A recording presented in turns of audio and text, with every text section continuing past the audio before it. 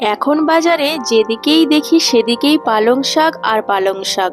এই শীতকালে বাজারে এত কচি কচি পালং শাক দেখতে পাচ্ছি। আর এই শীতের পালং শাক যেমনভাবেই রান্নাটা হোক খেতে কিন্তু দুর্দান্ত লাগে।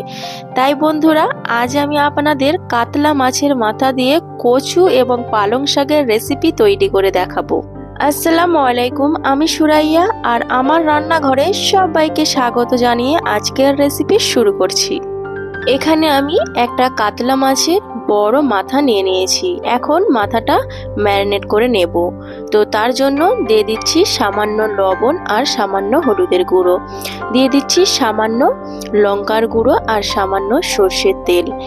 এরপর মাছের মাথাটা হাত দিয়ে খুব ভালোভাবে মাখিয়ে কিছুক্ষণের জন্য রেস্টে রেখে দেব। এখন চলে যাচ্ছি সরাসরি রান্নায়। কড়াইয়ে সামান্য সর্ষের তেল দিয়েছি, তেল ভালো করে গরম করে নেব। তারপর দিয়ে দিচ্ছি কয়েকটা মসুর ডালের বড়ি। বড়িটা হালকা একটু নাড়াচাড়া করে ভেজে নেব, তারপর তুলে নেব।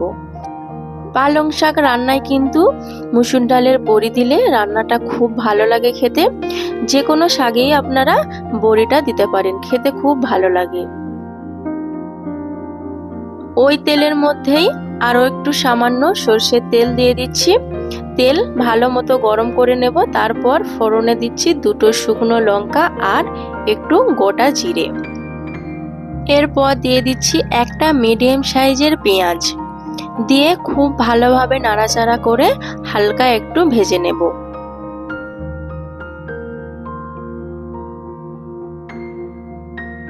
পেঁয়াজ ভাজা হয়ে গেছে। এখন দিয়ে দিচ্ছি কেটে রাখা কচু। কচু আমি গোল গোল করে একটু পাতলা পাতলা করে কেটেছি, যাতে তাড়াতাড়ি সিদ্ধটা হয়ে যায়। এখন পেঁয়াজের সঙ্গে কচু খুব ভালোভাবে মিশিয়ে নাড়াচাড়া করে হালকা একটু ভেজে নেব।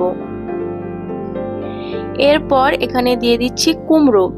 কুমড়োটা বাড়িতে একটু ছিল তাই আমি দিয়ে দিয়েছি, তো আপনারা চাইলে এটা স্কিপ করতেও পারেন। কুমড়ো দিয়ে খুব ভালোভাবে নাড়াচাড়া করে নিয়েছি। এখন দিয়ে দিচ্ছি স্বাদ অনুযায়ী লবণ, দিয়ে দিচ্ছি 1 টেবিল চামচ হলুদের গুঁড়ো, আর দিয়ে দিচ্ছি হাফ টেবিল চামচ লঙ্কার গুঁড়ো, দিয়ে দিচ্ছি 1 টেবিল চামচ জিরে গুঁড়ো, আর দিয়ে দিচ্ছি 1 টেবিল চামচ ধনে গুঁড়ো, দিয়ে দিচ্ছি 1 টেবিল চামচ আদা রসুন বাটা। এখন সমস্ত মশলা খুব ভালোভাবে কচুর সঙ্গে মিশিয়ে নেব। এখানে আমি সামান্য একটু পানি দিয়েছি। পানি দিয়ে খুব ভালোভাবে কচু কষিয়ে নেব।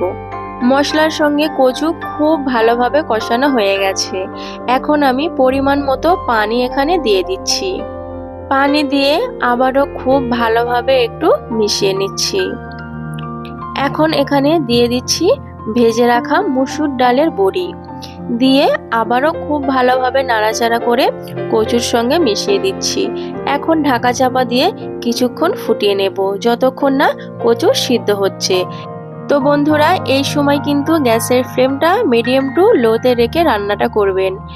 কিছুক্ষণ ফুটিয়ে নেওয়ার পর ঢাকনাটা সরিয়ে নিচ্ছি আর একটু দেখে নিচ্ছি কচু সিদ্ধ হয়েছে কিনা। কচু কিন্তু খুব ভালোভাবে সিদ্ধ হয়ে গেছে। আগের থেকেই পালং শাকটা কেটে ধুয়ে পরিষ্কার করে রেখেছিলাম, এখন দিয়ে দিচ্ছি। পালং শাকটা দিয়ে এখন ঢাকা চাপা দিয়ে দেব। এদিকে পালং শাকটা হতে থাক, ওদিকে আমি মাছ ভেজে নেব। তো কড়াইয়ে আগের থেকে সর্ষের তেল গরম করে রেখেছিলাম। এখন দিয়ে দিচ্ছি ম্যারিনেট করে রাখা মাছের মাথা, দিয়ে উল্টে পাল্টে খুব ভালোভাবে একদম লাল লাল মুচমুচে করে মাছের মাথাটা কিন্তু ভেজে নিতে হবে।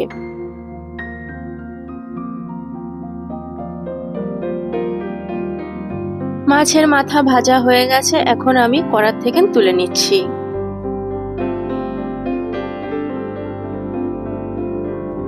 এখন কড়ার ঢাকনাটা সরিয়ে নিলাম, আর এখন পালং শাকটা খুব ভালোভাবে নাড়াচাড়া করে মিশিয়ে নেব। দেখুন বন্ধুরা, পালং শাক থেকে কতটা পানি বেরিয়েছে। ততক্ষণে এটা কষিয়ে নিতে হবে যতক্ষণ না একদম পানিটা চুষে নিচ্ছে। এখন দিয়ে দিচ্ছি ভেজে রাখা মাছের মাথা। হাত দিয়ে একটু আমি ছোট ছোট করে ভেঙে নিয়েছি। এখন শাক কচু সব কিছুর সঙ্গে মাছের মাথাটা মিশিয়ে নেব।